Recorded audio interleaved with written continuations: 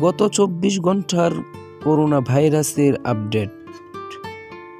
প্রিয় দর্শক, কোভিড-19 সংক্রান্ত পরিস্থিতি, তারিখ ১৯ ফেব্রুয়ারি ২০২২। গত ২৪ ঘন্টায় কোভিড-19 পরিস্থিতি, শনাক্ত হয়েছেন ২১৫০, সুস্থ হয়েছেন ৭৪৭৮ এবং মৃত্যুর সংখ্যা হচ্ছে ১৩ জন।